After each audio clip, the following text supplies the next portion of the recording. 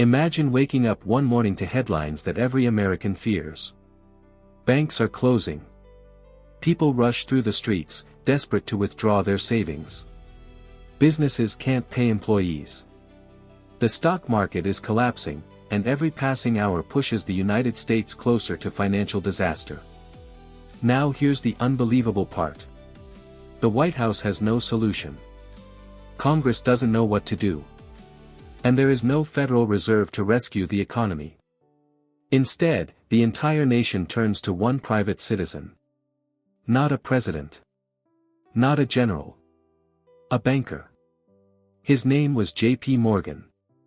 In October 1907, Morgan gathered America's most powerful bankers inside his private library in New York. According to historical accounts, he refused to let them leave until they agreed on a plan to stop the financial panic. Outside, fear was spreading across the country. Inside, one man was making decisions that could determine America's future. By the next morning, the panic had begun to slow. Newspapers called him the man who saved America. Others asked a far more disturbing question. How could one private banker become more powerful than the United States government? This is the story of the man who built billion-dollar corporations, controlled Wall Street, and forever changed American finance. Chapter 1: Before Morgan Ruled Wall Street. To understand J.P. Morgan's power, we first need to understand America in the late 1800s. The country was expanding faster than ever before. Railroads stretched across the nation, factories were booming, and new industries were creating enormous fortunes. But behind that growth was a dangerous reality. Banks failed regularly. Companies borrowed more than they could repay. Stock market crashes were common. And America had no central bank to step in when panic spread. The economy was growing. But it was also incredibly fragile. This period became known as the Gilded Age, an era of extraordinary wealth, rapid industrialization, and financial instability.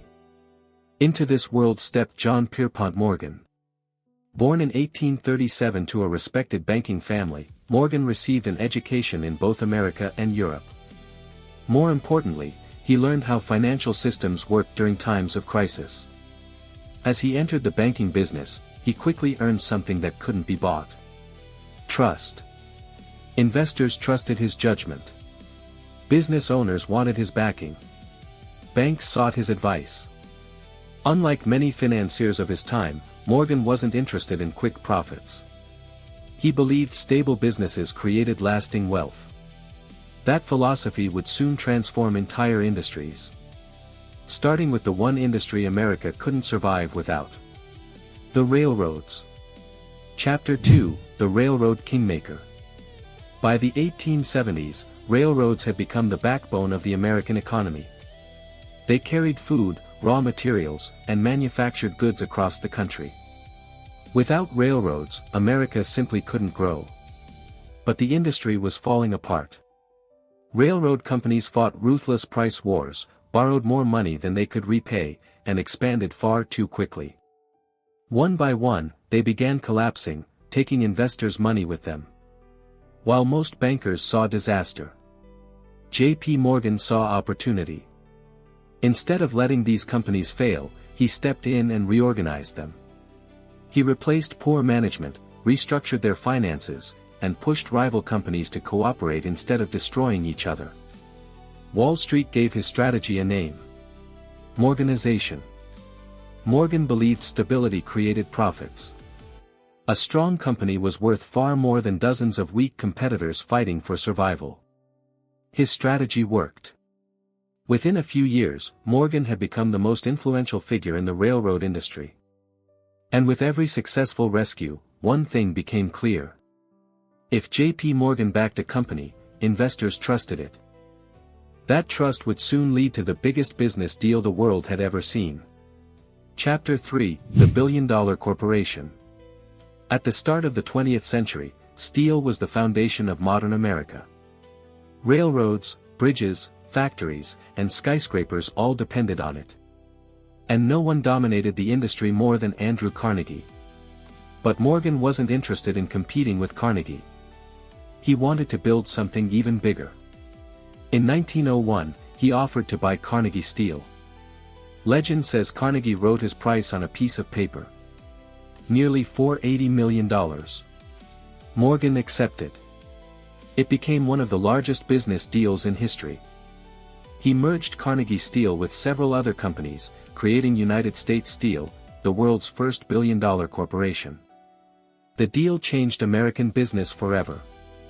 Now Morgan's influence stretched across railroads, steel, banking, electricity, and Wall Street itself. Many investors stopped asking, which company should we trust? Instead, they asked, what does J.P. Morgan think? Some even joked that if Morgan caught a cold, Wall Street would start sneezing. But with that influence came an enormous burden. In 1907, America faced a financial crisis unlike anything it had seen before. Banks were failing. Panic was spreading. And once again, the nation turned to one man. Chapter 4, The Panic of 1907. In October 1907, America faced one of the worst financial crises in its history. A failed stock market scheme shattered investor confidence. Panic spread quickly. People rushed to banks, desperate to withdraw their savings before it was too late. The more money people withdrew, the weaker the banks became. And the weaker the banks became, the faster the panic spread. Today, a crisis like this would be handled by the Federal Reserve. But in 1907, the Federal Reserve didn't exist. America had no central bank. As the crisis worsened, business leaders turned to the only man they believed could stop the collapse. J.P. Morgan. From his private library in New York, Morgan gathered the country's most powerful bankers and financiers. For hours, he pushed them to work together instead of protecting their own interests. Morgan knew that if one major bank failed, the entire financial system could collapse. Eventually, they reached an agreement. The nation's largest financial institutions pooled millions of dollars to support struggling banks and restore public confidence. Slowly, the panic faded. Banks reopened. Markets stabilized. America had avoided financial disaster. To many people, J.P. Morgan had done what the government couldn't. But that raised an uncomfortable question. Should one private banker have that much power? Chapter 5, The Man Who Owned America. Did J.P. Morgan literally own America? No. He never owned the country or served as its president. But he controlled something almost as powerful. Trust. His influence reached railroads, steel, banking, electricity, and Wall Street. When Morgan backed a company, investors followed. When he refused, confidence often disappeared. The Panic of 1907 exposed a dangerous reality. America's financial system depended too heavily on one man. That realization led to one of the biggest changes in U.S. history. In 1913, the Federal Reserve was created to ensure that future financial crises would never depend on a single private banker again. J.P. Morgan died in 1913, but his influence never truly disappeared. His name lives on through J.P. Morgan Chase, one of the world's largest financial institutions. More than a century later, historians still debate whether he was a visionary who stabilized American capitalism or a powerful financier who held too much influence. Perhaps he was both. But one fact remains undeniable.